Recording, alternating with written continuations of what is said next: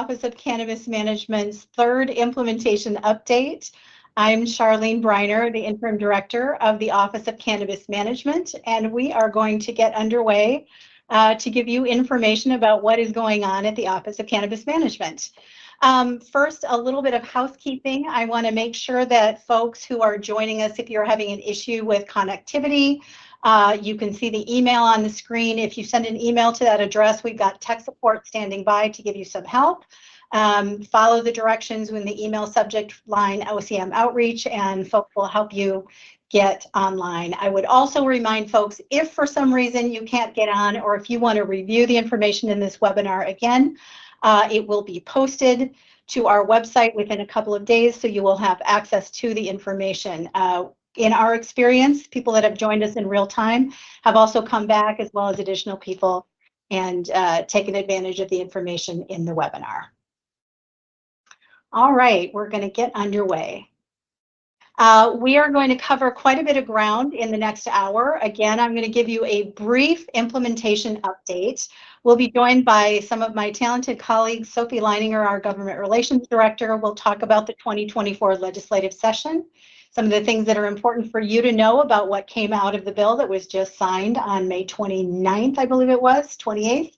Merone Melekin, our Outreach Director, will be giving you an update on our outreach efforts, including some upcoming opportunities as we prepare to open for social equity verification and the first round of pre-approved social equity licenses. And our General Counsel, Eric Taubel, will be talking to you about where we stand with rules and giving you an update on what you can expect in the months to come. And so I've got quite a bit of information on one slide. I am not going to go into a lot of detail on all of the topics because my colleagues will be covering some of them in detail. But I want to, first of all, encourage everybody, if you haven't had the opportunity recently, to visit the OCM website. It has been newly redesigned and reconfigured with a lot of good information, including new information that was updated today, including a local government toolkit and workbook, a guide for social equity applicants that will walk you through what to expect and how to know if you may potentially be a social equity applicant. And we've got information about the verification process and pre-approval. We continue to prepare to launch Minnesota's cannabis market. We have some new timelines, which you are probably aware of, and which Sophie will cover in detail, and Merone will talk about as well. We will be opening for licensing on July 24th and opening for verification of social equity status on June 24th. So as we speak, within a matter of weeks, we will be underway. Actually next week, we'll be opening the window for verification. A lot of resources, including an upcoming workshop this week about that. So we are full steam ahead in launching the market. We continue, as we often say, you've heard me say this before, we are building the plane while we're flying it. And so we continue our work to actually stand up a brand new agency. We're hiring at a pace of about 3 to 4 people per week. Some weeks it's more than that, but it's generally speaking about 3 new hires we're adding every week, including Jess Jackson, who has joined us as our new Social Equity Director. Chris Elvram, who some of you may know as the Deputy Director of the Office of Medical Cannabis, has joined us as our Chief Operating Officer. Josh Collins comes to us from previous roles in state government and in school district and other local government as our Comms Director, and Margaret Wyatrowski, who has taken the lead as our Enforcement and Compliance Director. You can, if you haven't had a chance, please sign up for the OCM newsletter, our Implementation Insider, and we'll keep you up to date as we continue to build out our staff. We're also preparing for the transition of our medical cannabis program and the hemp-derived enforcement team, who are currently housed at the Department of Health. They'll be moving over to OCM as of July 1st. As some of you are aware, this is an earlier transition than the law originally contemplated when it was passed last year. So originally they were going to be moving over to OCM on March 25th. That program transition has been accelerated to July 1st. We think it is great news because not only do we get to benefit from the expertise and institutional knowledge and wisdom of our colleagues at the Department of Health, Office of Medical Cannabis, but it also helps us nearly double our capacity in terms of working staff that we have. So we're looking forward to welcoming those folks on July 1st. We continue, and you will hear this from General Counsel Taubel, we continue to forge ahead on rulemaking, working closely both with the revisor's office and an internal team, both of permanent OCM staff and agency experts from our sister agencies across the enterprise, and hope to have a draft of rules for people to review later this summer. Eric will talk about that timeline and our approach to rulemaking and opportunities for engagement around that. OCM continues to support the governor's office on tribal compacting. Many of you may be aware, because we have talked about this before, Minnesota's law is the strongest in the nation in its recognition of tribal sovereignty and the role of tribes to operate and regulate cannabis on tribal lands. It also creates the mechanism for us to engage in compacts, and so that tribes who choose to participate in the larger commercial market may do so. And we have always envisioned and are very excited about the opportunity for Minnesota's tribes to play a foundational role in Minnesota's larger cannabis industry. Also, congratulations most recently to Leech Lake, which opened their dispensary, and we look forward to continuing to work closely with our tribal nations. We're continuing at OCM to build our enforcement presence. So that not only includes working closely with the Office of Medical Cannabis on the hemp enforcement, and that team was always due to transfer over here. And as I mentioned, they'll be coming on July 1st. But we've also entered into an agreement with the Department of Health to use those inspectors on behalf of OCM. As all of you are aware, until licenses are issued by the Office of Cannabis Management, sales of cannabis are not legal.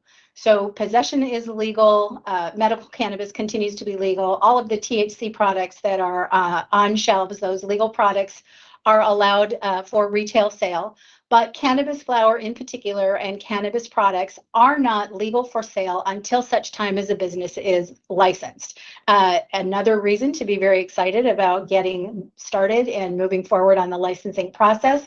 But in the meantime, our enforcement presence, which is really predicated on educating operators on expectations and making sure that products on shelves are actually legally being sold and that there is not illegal transactions happening, that continues to build.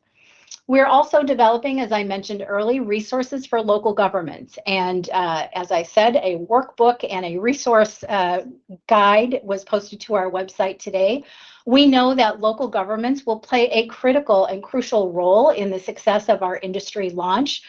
Folks who want to operate in a municipality will be working closely with local governments to gain their approval for zoning and all of the other time, place, and manner ordinances that a city may have put in place. And so we want to make sure that we're working closely with local governments.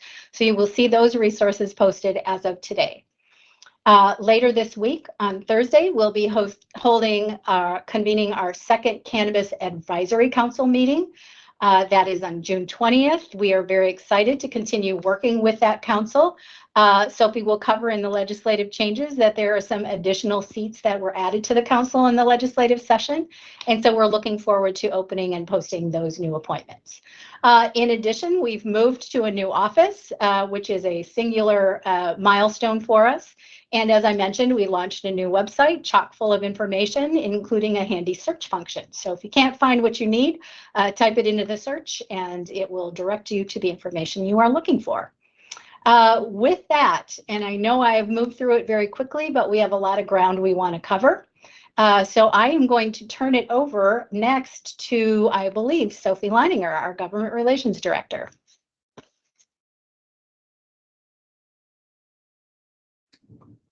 Thank you, Charlene. Hi, everyone. My name is Sophie Leininger, and I am the Government Relations Director for the Office of Cannabis Management. And I will be covering the legislative session update. So as our slides catch up with us, I think just to reground us in this work, Chapter 342 is the governing statute for cannabis legalization in Minnesota. It was signed into law in 2023, as many of you all know, establishing the Office of Cannabis Management as a new state office and laying the framework for legalization and a regulatory structure for an adult use industry in Minnesota. In coordination with stakeholders, OCM worked with the legislature to introduce and pass several changes to Chapter 342 this past legislative session. Many of the changes were recommended to support the ongoing implementation and strengthen the office's work to build a timely and successful cannabis market with the ability to regulate effectively over time. Governor Walz signed the bill on May 24th, 2024.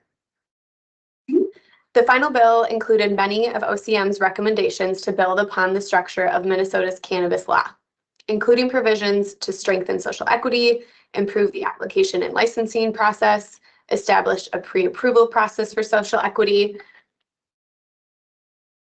and enhance protections and build continuity for the state's medical cannabis program patients and caregivers. A more detailed summary of the legislation is available on our new website, as Director Briner previewed.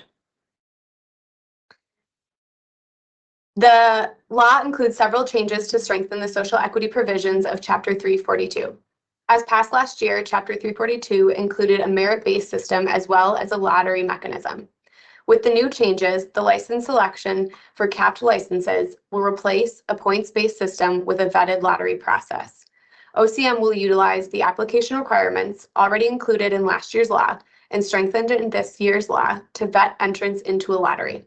In this industry, where there will be more qualified applicants than licenses available, a well-vetted lottery process is designed to give people who have historically been excluded a fairer and more equitable opportunity to enter the market. Additionally, once rulemaking is completed and general licensing launches, there are certain license types that are not capped, and therefore OCM will not need to utilize a lottery selection process. Applicants for uncapped license types will be reviewed against the same statutory requirements in the application to maintain the same qualified standard for licensure, even if a lottery selection is not utilized. Second, the new law creates a new classification for social equity licenses to maintain the value of the license type, even after the application phase. The new law also changes the ownership requirements for a social equity applicant from 100% to 65% to address barriers in access to capital, while still protecting a high threshold of ownership. Previously, Chapter 342, last year's law, included a limitation and restriction on ability for social equity applicants to transfer or sell their license to non-social equity entities. As recommended by OCM, the new law allows for social equity licenses to be transferred or sold freely after 3 years. For those first 3 years, social equity licenses can still be transferred or sold to another verified social equity entity. Next slide, please. As recommended by OCM, the new law clarifies the order of operations for the application process to ease applicant comprehension, better inform local partners, and prevent bottlenecks and delays. The new law eliminates the requirement for a premise to be secured at the point of initial application. This change is designed to prevent financial risk and hardship to applicants when there's no guarantee or assurance of a license at the time of an application. This is an important lesson we have learned from other states, and by not requiring a property at the time of application, it is intended to better protect applicants. The application process will begin with OCM. Applicants will first complete an application as detailed in statute in 342.14, and OCM will complete the vetting and review of these requirements. After initial due diligence, OCM will advance vetted applicants through a lottery selection process if there are a limited number of licenses.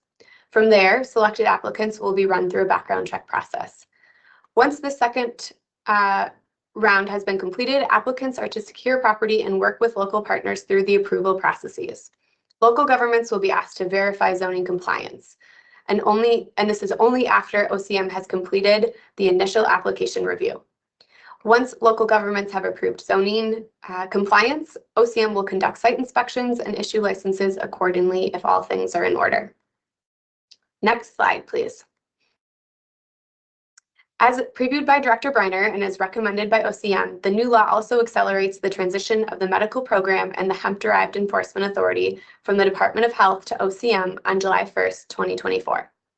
The medical registry team and the Office of Medical Cannabis staff will continue to seamlessly operate.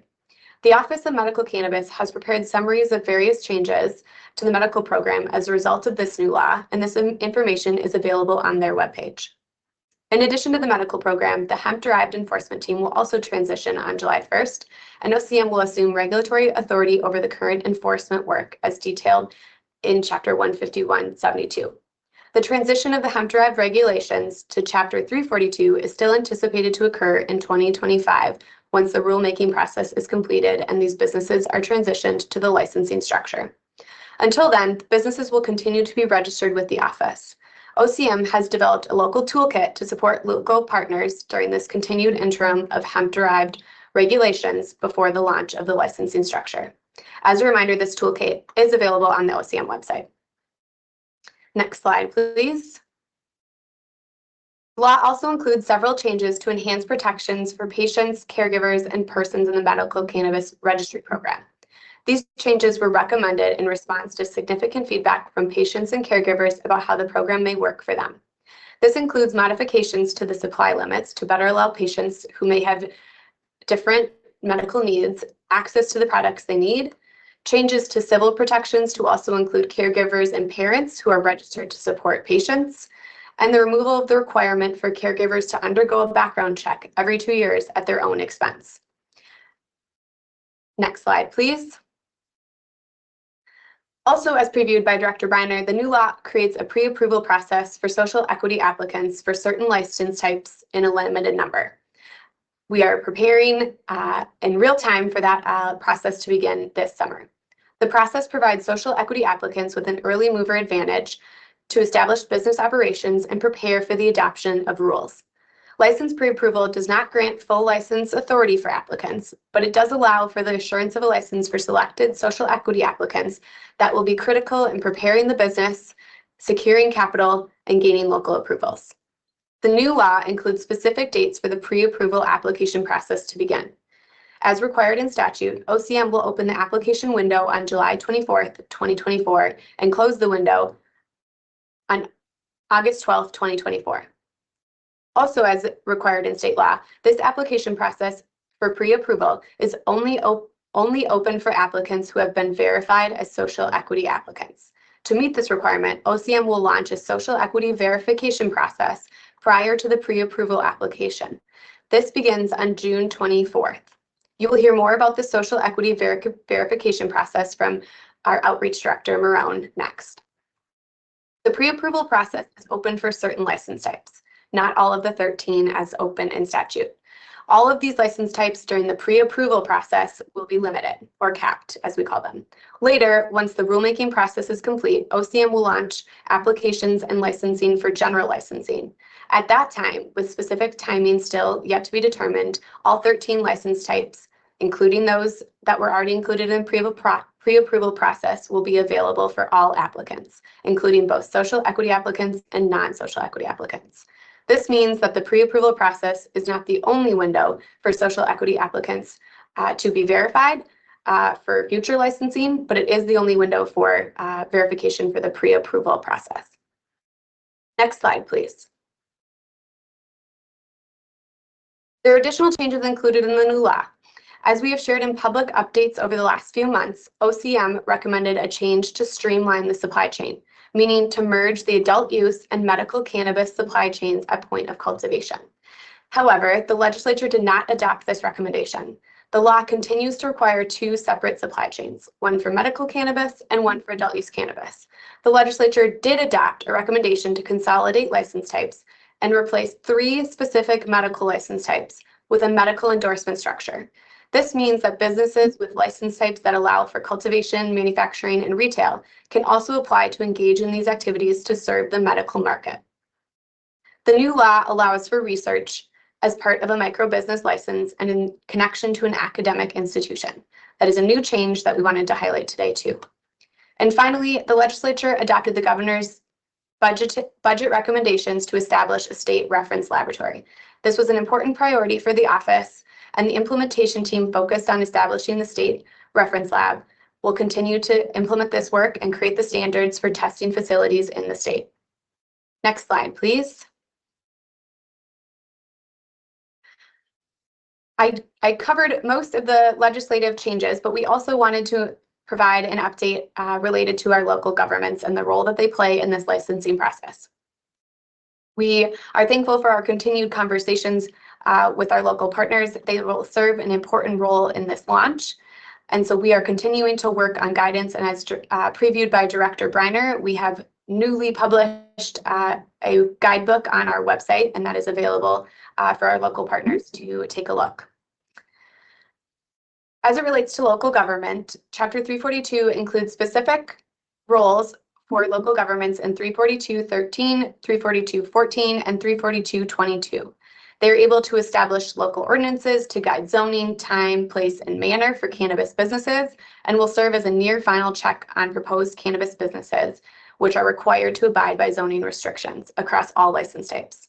Additionally, for cannabis businesses seeking to engage in retail sales, local governments will establish a local retail registration process and then will conduct yearly age verification and compliance checks. Both local governments and potential applicants are encouraged to engage in preliminary conversations early to learn more about how different localities are planning for their roles and to learn how interactions and planning will work together.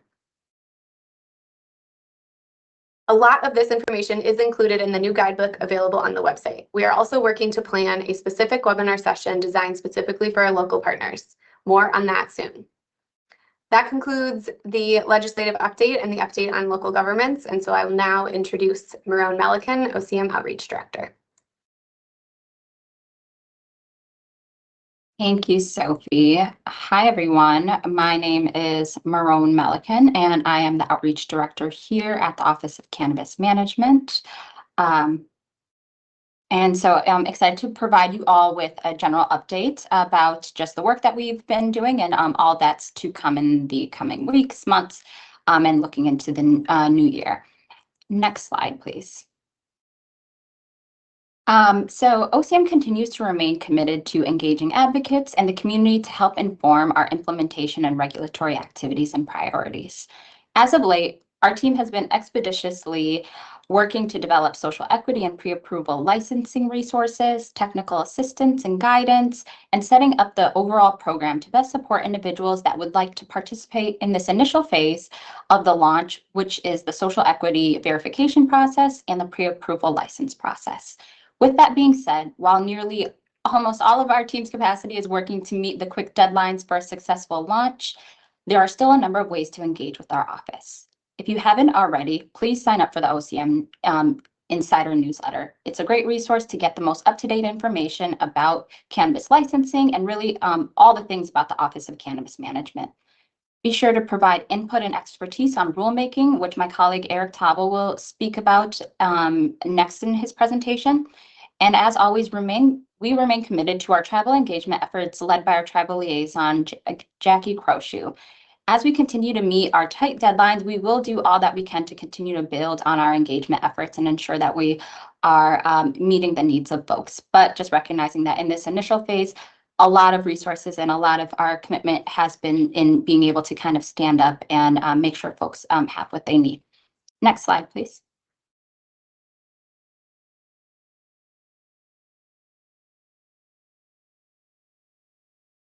Awesome. So the Office of Cannabis Management is responsible for implementing and enforcing the rules and the regulations governing Minnesota's cannabis market. One of our key responsibilities includes overseeing the cannabis business license application process and awarding licenses. As part of this process, we manage a third-party vendor to verify the social equity status of applicants.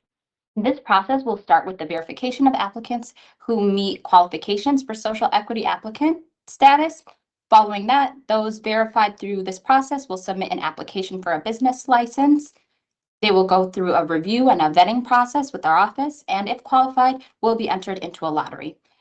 Applicants selected through the lottery will then go through the necessary next steps in order to be able to move their license from license pre-approval to being able to actually launch after the adoption of rules.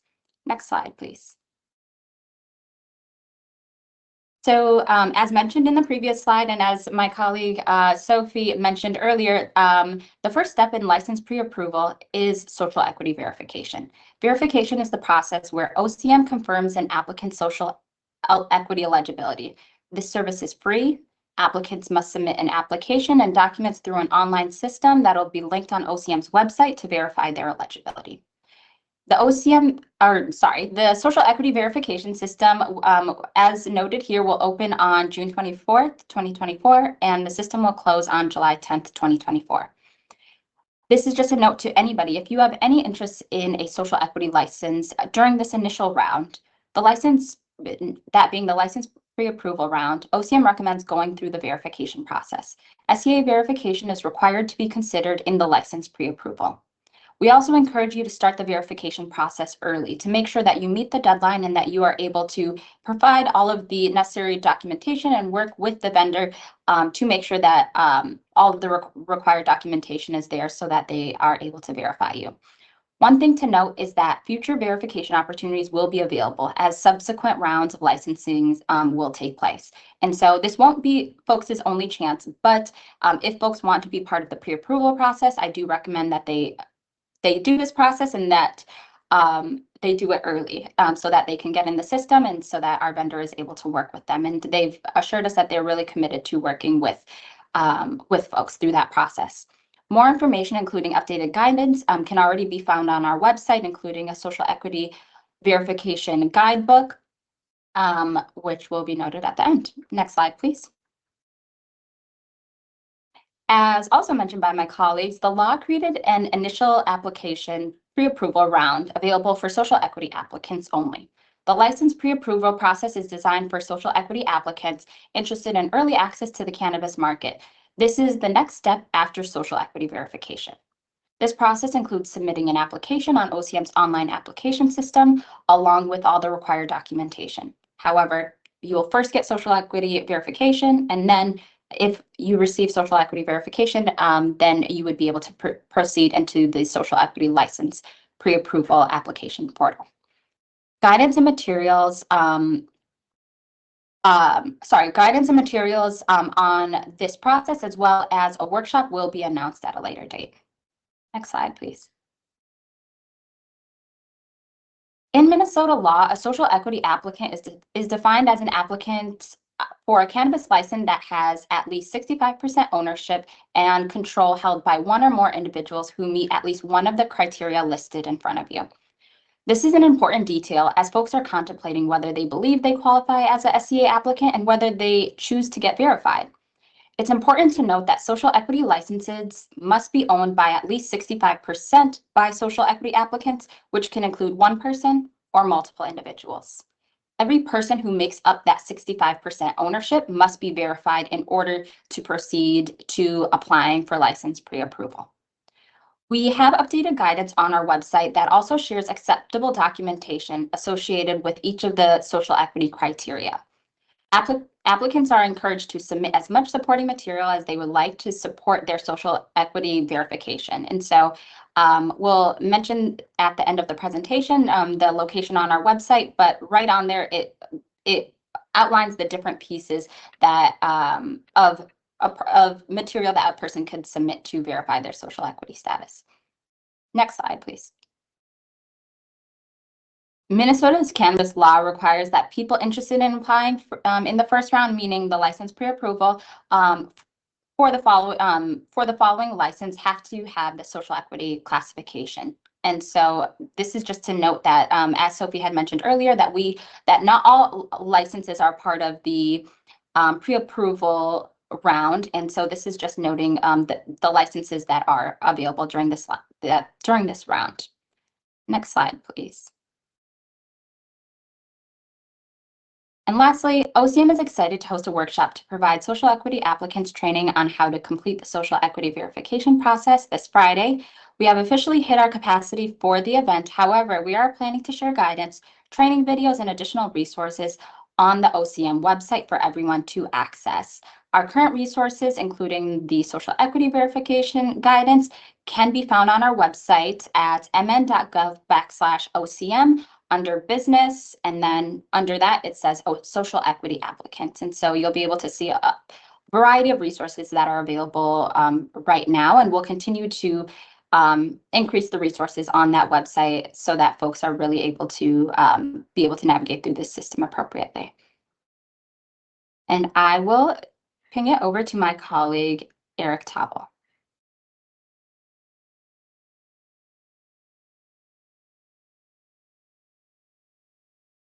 Hello, everyone. My name is Eric Taubel. I'm the General Counsel for the Minnesota Office of Cannabis Management. And I'm going to provide a rulemaking update. I'm going to focus on two things. One is the current timeline for the rulemaking endeavor, and the second is much more of a discussion about the approach the office is taking to rulemaking to provide some insight and guidance into how we plan to organize the system. If we go to the next slide, that'd be great. All right, so the rulemaking timeline. As OCM has sort of mentioned for, I think, months on end, the goal we have is to have the regulatory order adopted in Q1 of 2025. The office is on track to meet that goal. We have continued to work with subject matters from across the state enterprise. That includes people from the Departments of Agriculture, Health, Pollution Control, and Commerce. We've also increased our capacity within the office to ensure that we have the necessary resources and people power to get the rules drafted and in a place where we can start to engage the public on what we're thinking about to get feedback and to guide our approach. We constantly go back to the 7 or 8 surveys the office did at the tail end of 2023 and the start of 2024 to get information and feedback from Minnesotans about what they believe is necessary to make the market work. We also do maintain a inbox where comments can be sent. We review that inbox to see if there's valuable information that might guide particular portions of the rules. So if you have feedback or concerns specifically about rulemaking, that's the inbox to use. If you have broader questions about the law or implementation, you can use our general inbox. As noted, we're on track to meet the stated goal of adopting rules in Q1 of 2025. But before we get to that space, we also are working as hard as we can to ensure that later this summer, we have a draft of rules available for the market and future market participants to review and provide feedback and commentary on before we take the step of announcing an official comment period with the Office of Administrative Hearings further down the line. Next slide, please. So in past implementation updates, we've given some overview of the types of areas where regulations will likely be occurring. This implementation update, we're going to focus on the sort of rulemaking approach that is guiding how we're drafting those rules and thinking about implementing the regulatory environment under which the adult use and medical programs will operate, as well as the lower potency hemp edible retail and manufacturing licensees. So as I think Sophie mentioned earlier, we have about 13 total licenses, 11 fall within cannabis, 2 in that lower potency hemp-derived edibles category. Because there are a number of licenses that allow for multiple types of activities and multiple authorized and endorsed activities, we're approaching rulemaking rather than license-tied rulemaking and instead focusing on endorsed or authorized activity rulemaking. So for instance, we won't see a section of rules that's about how a micro business conducts its operations, but instead we'll see rules that specifically deal with cultivation or deal with manufacture or deal with processing, extraction, and the like. One of the goals of the authors of what eventually became Chapter 342 was to create a Minnesota market that was sort of scalable so that persons could enter the market at a micro business and do 1 or 2 activities and then build up perhaps into a meso business license, a cultivator license, a manufacturer license, something further up the supply chain. The goal for our rulemaking is to create a set of rules that applies equally to a person who has a micro license and is manufacturing as it does to someone who has a full manufacturing license. In order to achieve that sort of scalable rule development, we're focusing on rules that are easy to understand and easy to implement, and that are unaffected, again, by the size or scale of the operator who are undertaking those activities. Finally, one of the things we're doing in order to, again, create an ease for our ease for market participants is to, instead of, again, creating siloed rule structures for the various license types, pull out sort of cross-cutting categories that every single operator within the market will need to abide by. These sort of larger categories include things like security, ensuring that people and products are safe when cultivating, manufacturing, selling, or distributing cannabis products. We want to have a uniform track and trace approach so that no matter where you are in the supply chain, you can understand what it is you're supposed to be including in the state will end up using metrics of what will need to be recorded, what doesn't need to be recorded, and how that information is conveyed to the state. We're also going to have things like a general operations section for those sort of categories of information or regulations that, again, hit every single point of the supply chain. As noted on the previous slide, the goal is to have a working draft of the rules out later this summer. We will certainly have that plastered on the brand new OCM website, but we'll also be in various outreach opportunities, meeting with people who are interested in joining the cannabis market, and look forward to sort of receiving feedback from folks as they get a chance to review those. Like I say, if you have any questions or feedback for the rulemaking process, we do have that rulemaking inbox that was on the previous slide. You're welcome to send information to us that way or to reach out through any of our other channels, and we will be sure to include that in our materials. I think we're good to go to the next /last slide. So this was the implementation update. I'll let Shar wrap it up, but I do want to note that as the cannabis office has grown, we started to include a lot more people. And so we're now at a point as an agency where the number of people who didn't appear on camera is greater than those who did, and the amount of work the people who didn't appear on camera did is much greater than those of us who were on camera. So we certainly appreciate our fellow OCMers who helped us with this presentation today. Thanks for that, Eric. And thanks, Merone, Sophie, and Eric for going through a lot of information in a relatively short amount of time. I'm a big believer in transparency, and so I think it is fair to note that we had a couple of technical glitches at the beginning, but hopefully it did not interfere with the quality of the information that you got or the information about resources and where you can go to learn more. We are excited at the Office of Cannabis Management about the opportunity that we have to do things differently than other states. I often say to the team as we are having conversations and making decisions in real time that it is very seldom that a state agency has the opportunity to both center equity and to learn lessons from those who have gone before in order to try to do things and meet outcomes and achieve things that haven't been possible before.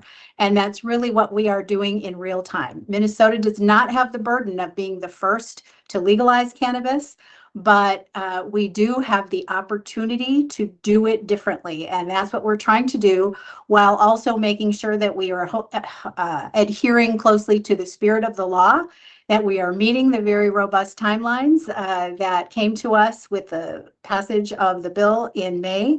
And we are focused full steam ahead on partnering with business operators, applicants, advocates, local governments, and all of our sister agencies throughout the enterprise to really make sure that we are standing up an industry that flourishes, that is rooted in equity, and that will offer safe, reliable products to adults who choose to consume, and offer medical cannabis without disruption to patients who depend on those products for their health and well-being. And so we appreciate you joining us today. We encourage you to continue to check in on all of the new resources and all of the soon to be coming and soon to be added resources that will be on our website. Take advantage of the opportunities that you have to engage with us. And we will continue to see you out in community as we work together to stand up a cannabis industry to be proud of here in Minnesota. Thanks for joining us and have a great day.